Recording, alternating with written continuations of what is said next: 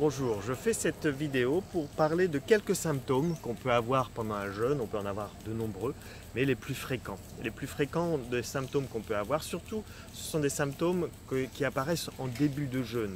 On appelle ces symptômes les symptômes de la crise curative. Le symptôme le plus fréquent, c'est le mal de tête. C'est lié au foie qui est surchargé, au rein qui est surchargé, et là, on jeûne, on détoxine, et au moment de la détoxination, eh bien, on va avoir des douleurs à la tête, des maux de tête. Qu'est-ce qu'on peut faire par rapport à ces maux de tête? Ce qui marche bien pour moi, c'est de me mettre dans un bain chaud. Lorsqu'il y a une baignoire, un bain chaud, je plonge la tête dans la chaleur, l'eau chaude, et j'appuie ici dans le creux de la tête, et ça me fait beaucoup de bien. Et je mets des glaçons dans les mains. Ça fait comme une dérive de la douleur. Ou je fais l'inverse, j'essaye différentes techniques. Je mets des glaçons sur la tête, là où ça me fait mal, et je mets le corps dans la chaleur. Et ça m'aide considérablement à réduire ou voire à enlever le mal de tête. Ce qui peut aussi fonctionner pour d'autres personnes, c'est l'amande poivrée. Vous mettez quelques gouttes de menthe poivrée sur les tempes, là au poignet, vous sentez l'amande poivrée. Pour certaines, ça va aider de faire partir le mal de tête. Il existe aussi en homéopathie le Fapax et le Calmia que vous pouvez prendre pour ces maux de tête. Vous pouvez aussi prévenir le maux de tête. Alors comment prévenir le maux de tête? C'est ne pas attendre le jour du jeûne pour détoxiner le foie. Donc vous pouvez détoxiner le foie. Moi, ce que j'utilise, c'est les plantes fraîches ortie, bardane, pissenlit. Ortie, bardane, pissenlit qui vont activer les émonctoires. Donc le pissenlit, c'est plus les reins, la bardane, c'est plus la peau, l'ortie, c'est plus le foie. Donc ça va aider, en prenant ortie, bardane, pissenlit avant le jeûne, ça va aider justement à détoxiner et vous aurez moins de maux de tête.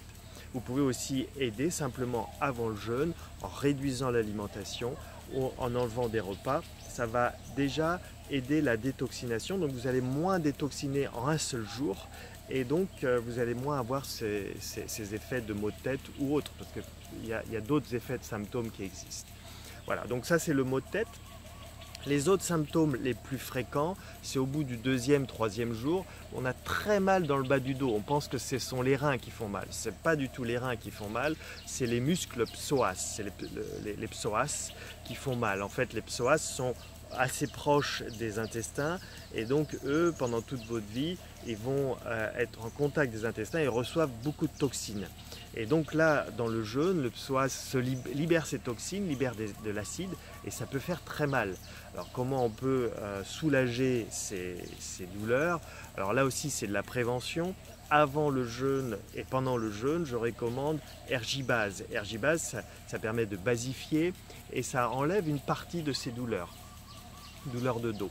Après, ce qui peut aider, ce sont les mouvements, c'est-à-dire on prend le genou, on s'assoit, on prend le genou dans ses bras et on le berce comme un bébé. Et ça va chauffer le psoas et ça va aider à libérer le psoas. Ou marcher un petit peu, bouger un petit peu le bassin, bouger un petit peu le bas du dos, ça va aider aussi à libérer le psoas. Les massages, ça va aider à libérer le psoas. La chaleur, c'est-à-dire l'eau chaude, le soleil, ou se mettre une bouillotte chaude sur le bas du dos, là où ça fait mal, ça va aider à dilater et à libérer le psoas. Normalement, c'est une douleur supportable mais gênante et qui peut gêner surtout la nuit, les premiers jours de jeûne. Normalement, cette douleur ne dure pas, ça dure un jour, 2 jours, 3 jours maximum. Voilà, donc ça ce sont les deux douleurs principales.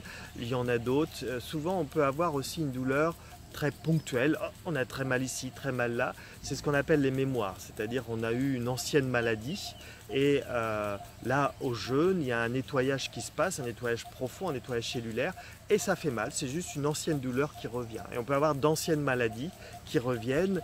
Ce sont plus là aussi des mémoires qui apparaissent au cours du nettoyage avec le jeûne. Voilà, ça ce sont quelques symptômes, les symptômes les plus fréquents, il y en a d'autres. Par exemple, on peut se mettre à cracher, Oui, ce qui peut arriver aussi pendant le jeûne, ce qui est important, c'est qu'on va avoir le cœur qui palpite. On va avoir le cœur qui palpite, ça va inquiéter parce qu'on va se dire « Ah là, qu'est-ce qui se passe? Je vais avoir une crise cardiaque ». Pas du tout. hein, c'est des tachycardies. Et donc ça aussi c'est tout à fait normal, il n'y a pas à s'inquiéter par rapport à ce cœur qui palpite. On peut prendre ces pulsations, normalement elles vont augmenter légèrement les premiers jours de jeûne, c'est-à-dire quelqu'un qui est à 60, 70 de pulsations va monter à 90, 100 de pulsations, peut monter jusqu'à 130 mais c'est sans danger, il n'y a pas à s'inquiéter par rapport à ça. C'est normal d'avoir ces pulsations. Ce qu'il faut, c'est se lever tout doucement, pas faire de mouvements brusques, parce que on se lève trop vite et qu'on n'est pas habitué au jeûne, fait des mouvements brusques ou des changements brusques de température, eh bien, on peut avoir ce qu'on appelle un malaise vagal, hein.